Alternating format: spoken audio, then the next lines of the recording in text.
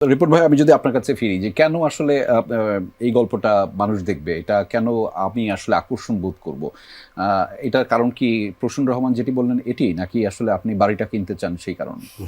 না, প্রসন্দা যে কথাগুলো বললো আমি একদমই একমত। শেকড়ের টান তো আমাদের সবার আছে, আমাদের রুটের গল্প আছে, আমাদের ফেলে আসা অনেক স্মৃতি আছে। সো এই স্মৃতি হাতড়ে বেড়াই কিন্তু আমরা সবসময়, হয়তো আমাদের বাস্তবতার জীবন নিয়ে বা আমাদের কাজকর্ম নিয়ে আমরা অনেক ব্যস্ত থাকি, কিন্তু আমরা শেষ পর্যন্ত কিন্তু আমরা কিন্তু সেই শেকড়ের টানে যাই কিন্তু। হ্যাঁ, আমাদের যে রুটটা সেখানে কিন্তু আমরা যাই। So, সবারই কিন্তু শেকড়ের টানটা আছে, এই শেকড়ের টানটা আছে বলেই আমার মনে হয় সে শেকড়ের প্রতি যে কি বলে ভালোবাসাটা আছে, এই সবকিছু মিলিয়ে সবাই শেকড়টা দেখবে আমার মনে হয়, বা নিশ্চয়ই, দেখেছে। নিশ্চয়ই। ইভা, একটু আপনার কাছে ফিরতে চাই, কেমন ফিডব্যাক পাচ্ছেন? আমি সোশ্যাল মিডিয়াতে দেখলাম সবাই খুব অ্যাপ্রিসিয়েট করছেন। আপনার ক্ষেত্রে আপনি যেহেতু কাজ করেছেন ব্যাপারটার সাথে, আপনার অনুভূতিটা দুটা। একটা হচ্ছে যে আপনার পারিপার্শ্বিক মানুষগুলো একরকম অনুভূতি জানাচ্ছে, সেটা সমালোচনামূলক হইতে পারে, এইটা হয় নাই, এইটা হয় নাই, এইটা আরও ভালো হওয়া উচিত ছিল, এটা কী হয়েছে, কিচ্ছু হয় নাই। আবার ধরেন সোশ্যাল মিডিয়াতে কেউ এসে খুবই অ্যাপ্রিসিয়েট করছে, আবার মানে সামাজিকভাবে খুব কেউ কেউ বলছে যে না, এটা দুর্দান্ত কাজ হচ্ছে। কেমন ধরনের ফিডব্যাক আপনি আসলে পাচ্ছেন?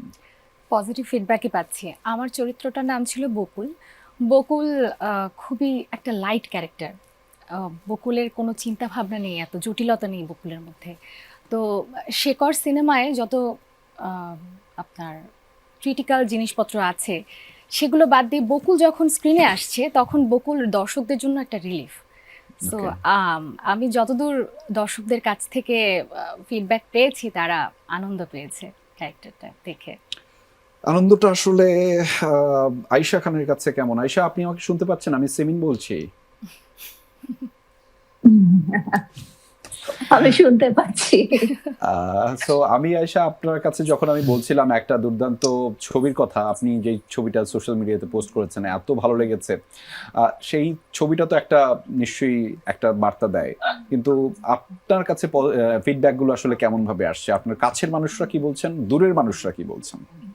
আমাদের মতো যারা অনেক দূরের, সোশ্যাল মিডিয়াতে যারা থাকি, এক্সিস্ট করি আসলে।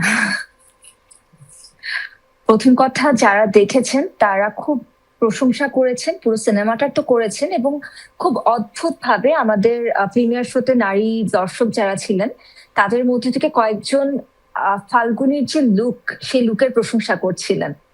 ফাল্গুনিকে কিন্তু একদমই সাধারণভাবে দেখানো হয়েছে।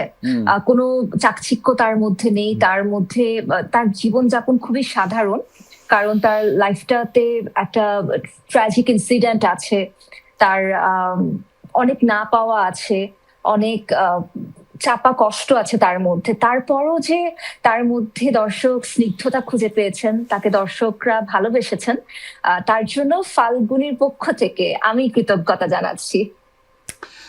আয়শা, আপনি যেমন ভাবে বলছিলেন, আসলেই আমি যতটুকু দেখেছি তার মধ্যে অনেক স্নিগ্ধ লাগছিল। বাট এটা কি মানে হিংস্র হয় না যে আমরা দেখি যে যখন সিনেমা হয়, নায়করা কিংবা নায়িকারা মারামারি করে কিংবা অনেক এই নাচানাচিও করে, না আপনি এটা কোনো কিছু দেখলাম না কেন? তাহলে এটা সিনেমা কেমন করে হলো? এটার আসলে সব থেকে ভালো উত্তর দিতে পারবেন প্রসূন ভাইয়া, কারণ উনি তো চিত্রনাট্যকার আমাদের।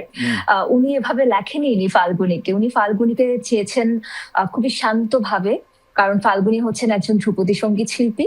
তো তার মধ্যে অস্থিরতা নেই কোনো, তার মধ্যে চঞ্চলতা নেই।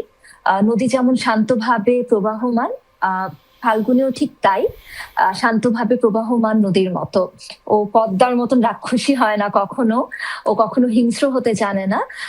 তবে হ্যাঁ, ওর একটা বড় দুর্বলতার জায়গা হচ্ছে ও খুব বেশি প্রকাশ করতে পারে না। ও যা চায়, ওর আকাঙ্ক্ষাগুলো ও প্রকাশ করতে পারে না, ও নিজের মধ্যে সেটা চাপিয়ে রাখে। আহ তার জন্য হয়তোবা ওকে ফাইট করতে দেখা যায়নি, ওকে নাচ করতে একটু দেখা গিয়েছে, অল্প একটু, খুব বেশি না। তবে গান গেতে শুনতে পারবেন মানুষ। এই গানটা কি সত্যি সত্যি ছিল? আপনি গিয়েছেন? হ্যাঁ, এটা একটু, এটা প্রসূন ভাইয়া বলেছিলেন যে উনি আমার কণ্ঠটা, আসলে ফাল্গুনী চরিত্রের কণ্ঠটা দিয়েছেন নন্দিতা আপু। তো ভাইয়া বলেছিলেন যে নন্দিতা আপুকে দিয়ে গাইয়ে নিবেন, কিন্তু কেন জানি এডিট প্যানেলে যাওয়ার পর ভাইয়া না সেটা চেঞ্জ করেন নাই। প্রসূন ভাই আজকে উত্তরটা দিয়ে দেন আমাকে, কেন আপনি চেঞ্জ করেন নাই বলেন তো। আয়শা, আমরা একটু প্রসূন ভাইয়ের কাছে যাওয়ার আগে আমাদের সবার রিকোয়েস্ট হচ্ছে যে আপনি যদি একটু গেয়ে শোনাতেন আরেকবার। এই ভুল আমি করবই না। আমার বিশ্বাস আছে আমার এডিটরের উপর, আমাদের যে ব্যাকগ্রাউন্ড করেছেন রোকন ইমন ভাইয়ার উপর, যে তারা খুব সুন্দরভাবে এডিট করে আমার গলাটাকে ঠিকঠাক পর্যায়ে নিয়ে গিয়েছে। এখন এই সেটা- বেসুরো গলায় গেয়ে আমরা auto-tune use করিনি। আমি আমার দর্শকপ্রিয়তা হারাতে চাই না।